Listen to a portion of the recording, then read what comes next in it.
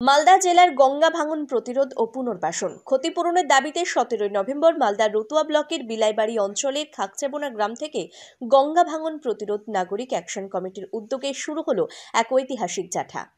এই জাথায় 50 জন স্থায়ী জাথা যাত্রীর সঙ্গে প্রায় 250 জন স্থানীয় গ্রামবাসীরা পা মেলান।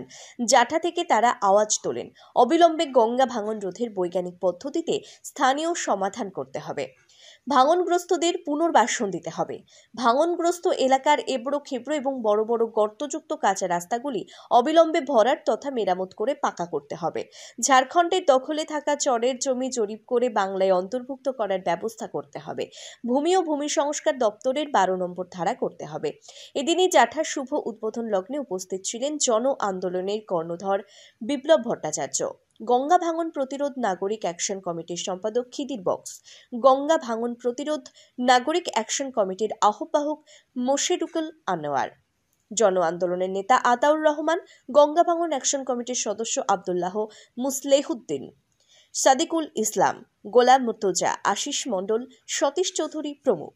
সকাল 8টার সময় বিলাইমারির জিয়াউদ্দিন টোলা হাই স্কুলে স্থানীয় বাসিন্দারা এসে জমায়েত হয় এবং সকাল 9টায় প্রায় 300 জন নিয়ে জাঠা মহানন্দ টোলার উদ্দেশ্যে রওনা হয়। সেখান থেকে জাঠা রতুয়া হয়ে মথুরাপুর দিয়ে ভূতনির গোবর্ধন টোলার উদ্দেশ্যে রওনা হবে এবং সন্ধ্যা 6টায় গোবর্ধন টোলার একটি সভা হবে বলে জানান।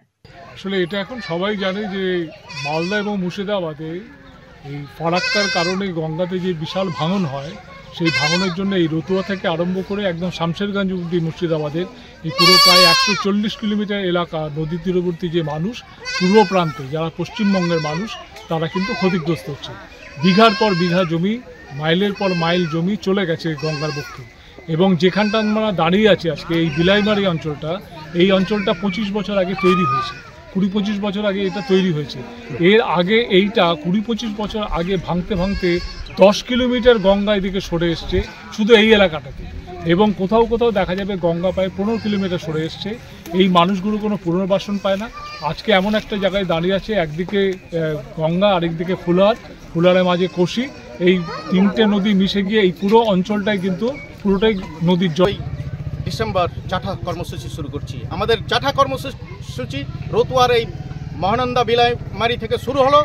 এই কর্মসূচি আমরা চলে যাব এরপরে রতুয়া ব্লক হয়ে মানিকচক থেকে আমরা মথুরাপুর হয়ে ঢুকে যাব ভূতনিতে আমরা 17 তারিখ রাত্রি যাপন এবং সেখানে একটা বিশাল জনসভা হবে, এবং রাত্রি যাপনের পর 18 তারিখ আমরা ভূতনি থেকে বেরিয়ে যাব মানিকচকের ডোমহাট, রাজেন সিংয়ের বাগান হয়ে আমরা মথুরাপুর হয়ে মানে বেরিয়ে যাব শোভানগর মিল্কি ভবানীপুরের উদ্দেশ্যে, এবং ভবানীপুরে সেদিন 18 তারিখ বিশাল একটা জনসভা হবে। বাড়ি ঘরের কি অবস্থা? বাড়ি ঘর ভেঙে চুরে পড়ে আছে, কি করবো, আমরা অসহায় পড়ে আছি। নদীর পাড়ের কি কাজ হয়েছে এখানে? না, কাজ হয়নি। এই যে সব ঘরের ঘর দেখছি আপনাদের, ঘরেরই ঘরই তো। আপনারা কোনো আবাস যোজনা ঘর পাননি? না, পাননি। আপনারা এখন কোথায় যাবেন এখান থেকে? এখন আমরা কোথায় যাব? এখন তো কোনো জমি জায়গা নাই, কেটে গেছে, এখানে এরকম অবস্থায় পড়ে আছি।